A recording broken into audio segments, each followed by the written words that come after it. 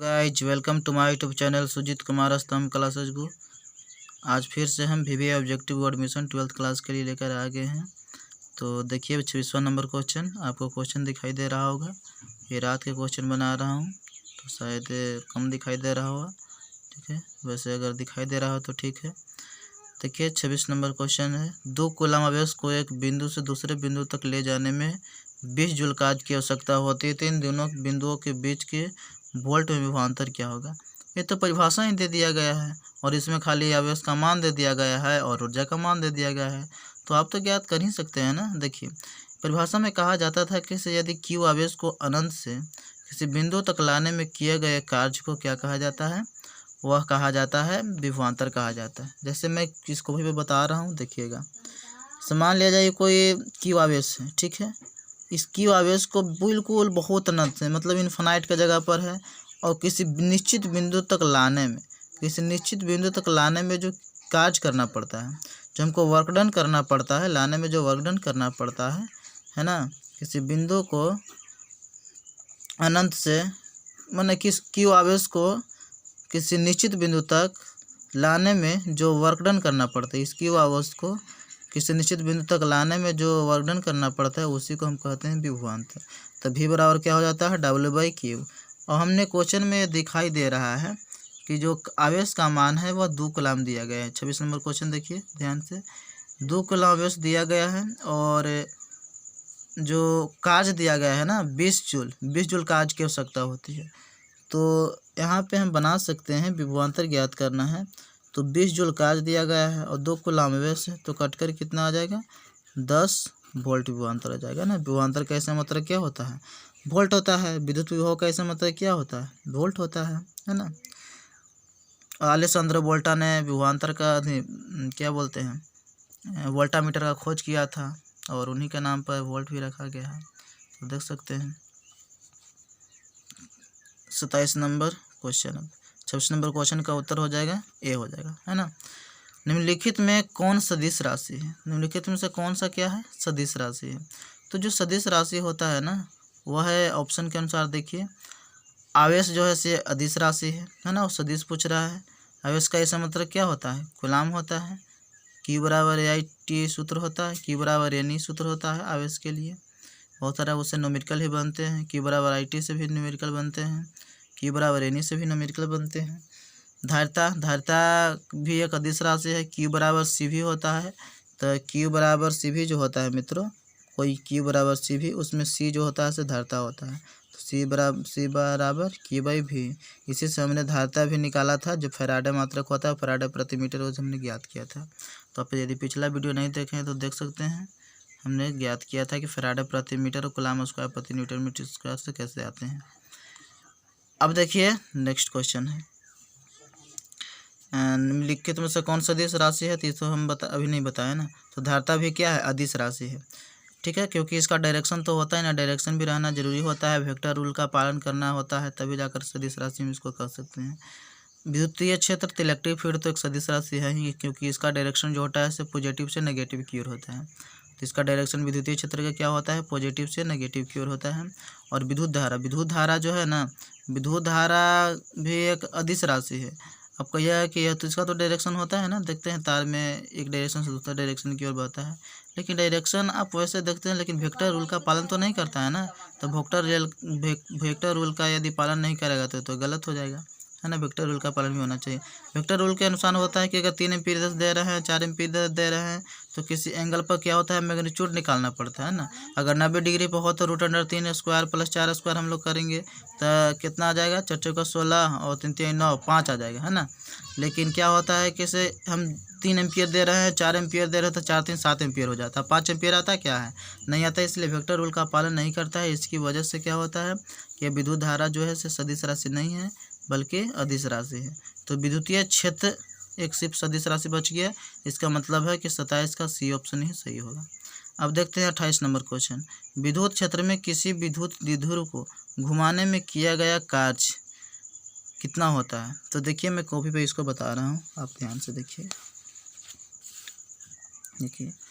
देखिए जो मूल सूत्र होता है W बराबर PE cos theta 1 minus cos theta 2 होता है। ठीक है, अब मान लिया जाए कि हम अगर इनिशियल पॉइंट से मान लिया जाए कि थीटा बराबर 0 डिग्री से हम किसी थीटा कोण पर हम घुमा रहे हैं। ठीक है, थीटा कोण पर घुमा रहे हैं तो इसका काज कितना हो जाएगा, नीचे लिख रहे हैं, इसका जो वर्क हो जाएगा पी ई इंटू कोस 0 का वैल्यू कितना हो जाएगा, इनिशियल से हम घुमाएंगे तो, है ना, कितना हो जाएगा, कोस 0 का वैल्यू 1 हो जाएगा, माइनस कोस थीटा हो जाएगा, है ना। थीटा तो बचा एक ही वो, तो थीटा तो बेकार लिखना है, थीटा सिर्फ लिखेंगे। तो क्वेश्चन में तो यही कह रहा था, तो आप देख सकते हैं क्वेश्चन नंबर को, विद्युतीय क्षेत्र में किसी विद्युत ध्रुव को घुमाने में किया गया कार्य को, किसी पहला एंगल तो दिया गया नहीं है, तो इसका मतलब हम इनिशियल 0 ले लेंगे, तो 0 ले लेंगे तो क्या होगा, double over P 1 minus cos theta.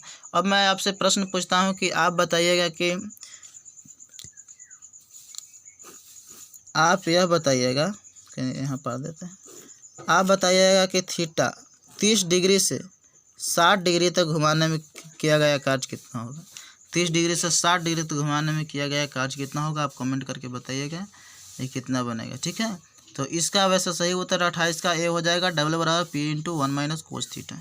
ठीक है, मैंने न्यूमेरिकल दिया है, कमेंट किए थे कि न्यूमेरिकल भी आप दिया कीजिएगा और ऑब्जेक्टिव का टेस्ट लीजिएगा। तो ऑब्जेक्टिव का तो ऐसे हम टेस्ट नहीं ले सकते हैं, इस वीडियो पर कैसे हम ले सकते हैं, लेकिन अंतिम में जो आस्किंग क्वेश्चन करते हैं उनमें हम एक ऑब्जेक्टिव तो पूछते हैं। आज से हम क्या बोलते हैं, न्यूमेरिकल के लिए भी आप लोग कहे थे, तो न्यूमेरिकल हम पूछ दिया करेंगे, तो एक एक क्वेश्चन वैसे न्यूमेरिकल पूर्ण हो जाएगा, एक वीडियो में क्वेश्चन सीख जाइएगा न्यूमेरिकल। तो देखिए क्वेश्चन नंबर अगला है 29 नंबर क्वेश्चन, और पिछले जो अपने क्वेश्चन का उत्तर दिया था वो सही ही दिया था। ठीक है, तो 29 नंबर क्वेश्चन देखिए, नेक्स्ट क्वेश्चन है, थोड़ा सा आवाज़ होने के कारण वीडियो को रोकना पड़ा था। तो देखिए क्वेश्चन नंबर 29 नंबर क्वेश्चन देखिए, किसी दी गई दूरी पर स्थित दो इलेक्ट्रॉनों के बीच क्रियाशील गुरुत्वाकर्षण बल एवं विद्युतीय बल क्रमशः Fg तथा Fe हो तो Fg बटा Fe का अनुपात क्या होगा। Fg मतलब जी मतलब क्या हुआ, ग्रेविटेशनल हुआ, F मतलब फोर्स होता है, E मतलब इलेक्ट्रिकल होता है, F मतलब फोर्स होता है, मतलब gravitational force by electric force क्या हो जाएगा, है ना। तो इलेक्ट्रिक फोर्स को आप इसको कूलम्बीय बल भी आप कह सकते हैं, क्योंकि ये जो है से दो इलेक्ट्रॉनों के बीच गुरुत्वाकर्षण बल और विद्युतीय बल पूछ रहा है, तो हम क्या करते हैं ना कि इसमें इलेक्ट्रॉन है मतलब कि क्यू आवेश है, तो Q1 और Q2 के बीच लग रहा है आवेश ना, तो अब तो निकाल ही सकते हैं, है ना। अब देखिए कैसे निकालते हैं इसे, देखिए कैसे किस तरह से निकाली जाती है, बता रहा हूँ। मान लिया जाए कि यहाँ Q1 है ना, दो इलेक्ट्रॉन था, तो दो इलेक्ट्रॉन था तो क्या है, आवेश है ना उस पर, तो आवेश है तो क्या कर लेते हैं, Q1 एक मान लेते हैं आवेश, Q2 आवेश मान लेते हैं। तो इस पर जो आवेश का मान होता है 1.6 × 10⁻⁻19 कूलम आवेश होता है, और इस पर भी इलेक्ट्रॉन ही है तो उतना ही होगा, 1.6 × 10⁻⁻19 कूलम आवेश होता है ना। एक इलेक्ट्रॉन पर कितना हो जाएगा, 1.6 × 10⁻⁻19 कूलम, और दूसरे इलेक्ट्रॉन पर हो जाएगा 1.6 × 10⁻⁻19 कूलम आवेश हो जाएगा। अब इस इलेक्ट्रॉन का जो मास होता है ना, इलेक्ट्रॉन का मास है ना, मान इलेक्ट्रॉन है ना, दोनों तो इलेक्ट्रॉन था दो इलेक्ट्रॉन के बीच, तो पहला इलेक्ट्रॉन पर जो आवेश होगा Q1 आवेश जो होगा से 1.6 × 10⁻⁻19 कूलम होगा, और दूसरा पर जो आवेश होगा से 1.6 × 10⁻⁻19 कूलम आवेश हो जाएगा। ठीक है, अब मास जो होता है ना, मास होता है इलेक्ट्रॉन के लिए 9.1 × 10⁻31 किलोग्राम, और इस पर भी उतना ही होगा मास, मतलब M1 = M2 बराबर 9.1 × 10⁻31 किलोग्राम, है ना, यही वाला चीज़ है, 9.1 × 10⁻31 किलोग्राम होता है। तो सबसे पहले हम क्या करते हैं, ग्रेविटेशनल फोर्स निकाल लेते हैं, है ना। ग्रेविटेशनल फोर्स बराबर क्या सूत्र होता है, Fg निकाल लेते हैं ना, तो G M1 × M2 बटा r²। ठीक है, G M1 M2 बटा r², तो G का वैल्यू होता है 6.67 × 10⁻11 न्यूटन मीटर स्क्वायर प्रति किलोग्राम स्क्वायर, और M1 का वैल्यू कितना है 9.1 × 10⁻31 किलोग्राम, और फिर है 9.1 × 10⁻31 किलोग्राम। ठीक है, बटा कितना होता है r², ऐसे ही रहने दीजिएगा, r² कट जाएगा। ठीक है, अब देखिए, अब हम निकाल लेते हैं कूलाम बल, जिसका कूलाम बल के आप सूत्र जानते हैं, कोलंबिया बल के ही है या फिर आप इलेक्ट्रिकल फोर्स का ही है ना, कोलंबिया बल या इलेक्ट्रिकल फोर्स का ही, कोई दिक्कत नहीं आपको है। चार्ज के बीच ही लग रहा है, दो आवेशों के बीच लगने वाला बल को हम विद्युतीय बल कहते हैं या कोलंबिया बल कहते हैं, सेम टू सेम बात है। और दो द्रव्यमानों के बीच लगने वाला बल को हम लोग कहते हैं गुरुत्वाकर्षण बल कहते हैं। तो दोनों द्रव्यमान के बीच लगने वाला बल जो हुआ से गुरुत्वाकर्षण बल हुआ जी, ग्रेविटेशनल फोर्स हुआ, तो ये हमने निकाल दिया। और दो आवेशों के बीच लगने वाला जो बल होगा उसको कोलंबिया बल कहते हैं, है ना। कोलंबिया बल आप कहेंगे या फिर आप इलेक्ट्रिकल फोर्स भी कह सकते हैं। तो आप देख सकते हैं, हम लोग जानते हैं कि इसके सूत्र क्या होता है, 1/4 pi epsilon not into Q1 into Q2/r²। आप कूलाम के नियम के अनुसार आप सूत्र जानते होंगे। तो 1/4 पाई एप्सिलॉन नॉट के वैल्यू होता है 9 × 10⁻⁹ न्यूटन मीटर स्क्वायर प्रति किलो कूलाम स्क्वायर होता है। अब देखिए क्या होता है Q1 का वैल्यू, Q1 का वैल्यू कितना दिया गया है, आवेश 1.6 × 10⁻⁻19 कूलाम आवेश होता है। 1.6 × 10⁻⁻19 कूलाम आवेश होता है। और फिर Q2 का भी उतना ही होता है, 1.6 × 10⁻⁻19 कूलाम आवेश होता है। और नीचे कितना है, r² है। तो r² से r² कट जाएगा, आप भगा दे दीजिएगा आराम से, पॉइंट से एक पॉइंट, ये पॉइंट, तो फिर ये भी है एक पॉइंट के बाद ही है, तो दोनों ये कट जाएगा, ठीक है। अब क्या हो जाएगा कि एक गुना कर दीजिएगा ऊपर पावर में, मतलब इसको आप हल कर दीजिएगा ना तो आ जाएगा। ऊपर आप कर दीजिएगा, दोनों जोड़ दिए 31 31 62 हो जाएगा। फिर 11 आप जोड़िएगा तो 10 के पावर उतना आ जाएगा। फिर 10 के पावर 38 है और 9 में चल जाएगा तो -29 बचेगा। तो घटने के पश्चात आपको 10 के पावर -44 आएगा। इधर आता है 23 × 10 के पावर -44। तो मान लीजिए कि 23.00 कोई फर्क नहीं पड़ता है, तो पॉइंट को आप इधर 2 इधर लाइएगा तो क्या हो जाएगा, इसका पावर जो है से 10 के पावर -42 हो जाएगा, है ना। तो इस तरह से आपको बन सकता है, वैल्यू आ जाएगा 10 के पावर -42। तो 10 के पावर -42 ऑप्शन सही हो जाएगा। आप हल कर लीजिएगा बहुत अच्छी तरह से। हमने जहाँ तक संभव था वहाँ तक हमने बता दिया। इस वीडियो में पूरा अच्छी तरह से हल नहीं कर सकते क्योंकि ऑब्जेक्टिव बोर्ड मिशन है। तो इसका सही उत्तर क्या हो जाएगा, 29 का डी ऑप्शन सही हो जाएगा, ठीक है ना। 10 के पावर -42 हो जाएगा। अगर यही आपको पूछता है यदि F जी मतलब क्या होता है, कोलंबिया बल या फिर विद्युतीय बल बटा पूछता है ग्रेविटेशनल फोर्स मतलब गुरुत्वाकर्षण बल, तो इसका सही उत्तर हो जाता है 10 के पावर 42 हो जाता है ना। क्या होता है, 10 के पावर 42 हो जाता है। ऐसे क्या हो रहा है, 10 के पावर -42 कब होगा, जब FG/FE पूछता है ना। देखिए ध्यान से, अगर मान लिया जाए कि FG/FE आपको पूछा तो 10 के पावर -42 तो आया। लेकिन अगर पूछता FE/FG, FE बटा क्या पूछता, FG पूछता, तो क्या हो जाता, ऊपर चल जाता, 10 के पावर 42 हो जाता है ना। सिंपल सी बात है, आप याद रख दीजिएगा। किसी प्रकार से भी आपको घुमा के अगर प्रश्न पूछता है तो कोई दिक्कत नहीं होगा। अब देखिए अब अगला क्वेश्चन की ओर चल।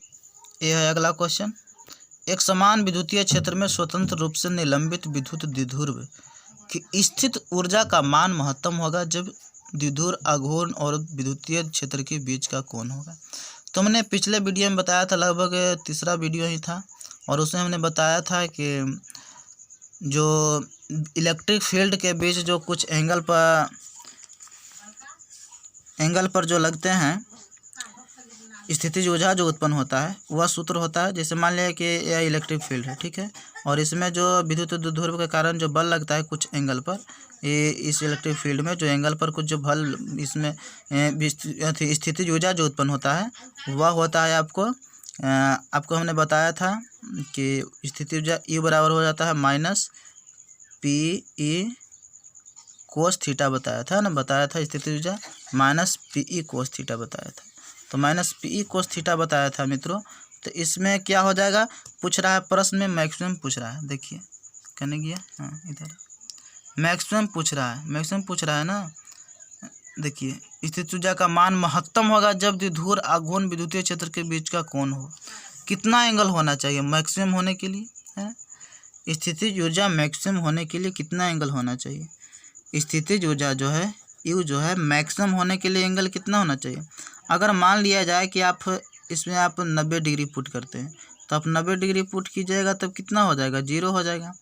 अगर आप नहीं -PE हो जाएगा ना, 90 डिग्री पुट कीजिएगा तो -PE हो जाएगा। आप 0 डिग्री पुट कीजिएगा तो 0 हो जाएगा, है ना। cos 0 का वैल्यू कितना होता है, cos 0 का वैल्यू देखिए गड़बड़ हो जा रहा है। देखिए यहाँ फिर से हम बताते हैं, ये बराबर माइनस पी कोस थीटा है ना। कोस का ग्राफ होता है इस टाइप का,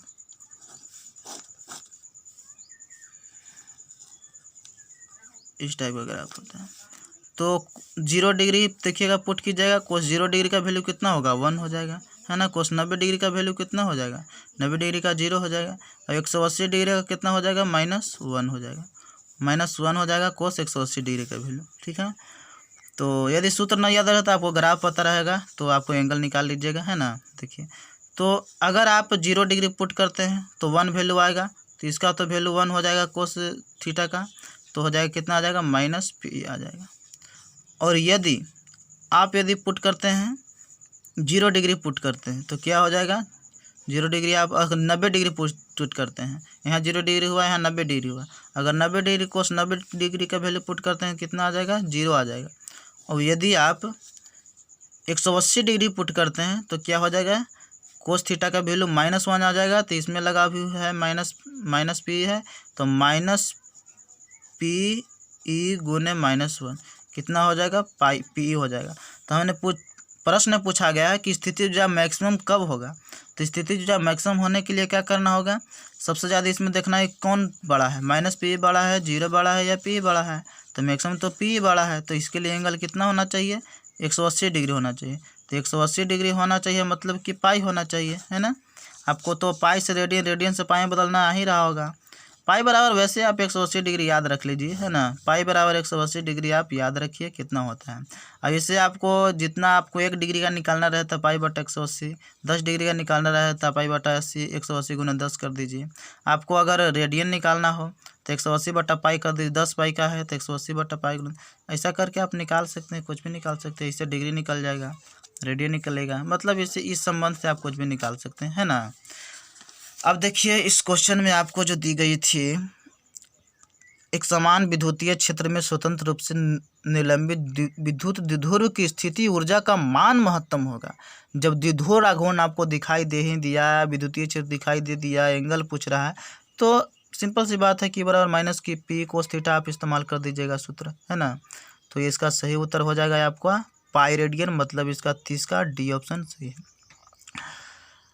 हमें विश्वास है कि आप इस वीडियो को बहुत एंजॉय किए होंगे, और यदि आपको यह वीडियो अच्छा लगता है तो लाइक कर दीजिए और अपने दोस्तों के पास शेयर कर दीजिए और सब्सक्राइब कर लीजिए यदि इस चैनल पर नए आए हैं तो। और अपने दोस्तों के पास शेयर बहुत कम कर रहे हैं, हमने पहले भी कहा था कि कम से कम 3 से 4 दोस्तों के पास शेयर कीजिए, कम से कम इतना तो आप बन ही सकता है यदि आप लोगों के लिए यदि मदद हम कर रहे हैं तो है ना। आप लोगों के लिए आप चिंता मत लीजिए, आपको बिहार बोर्ड में आपको 35 आउट ऑफ 35 से कोई नहीं रोक सकता। वही 2-4 नंबर अगर कम जाए तो अलग बात है, लेकिन 35 नंबर तक बता ही देंगे, पूर्ण रूप से आपको कॉन्सेप्ट क्लियर कर देंगे ऑब्जेक्टिव बताते हुए भी, तो आपको बन सकते हैं है ना। देखते हैं बस 5 नंबर का क्वेश्चन है, 18 मिनट का वीडियो बन गया, तो बताइए कितना हमने बताया है कॉन्सेप्ट के साथ। तो आपको तो अच्छी तरह से आप बना सकते हैं, अगर सब्जेक्टिव भी आ जाता है तो कुछ कुछ आप हल कर सकते हैं इस वीडियो को देखने के पश्चात। ठीक है, thank you for watching video, like कर दीजिए और अपने दोस्तों के पास शेयर करना ना भूलें। बहुत कंजूसी आप लोग करते हैं है ना।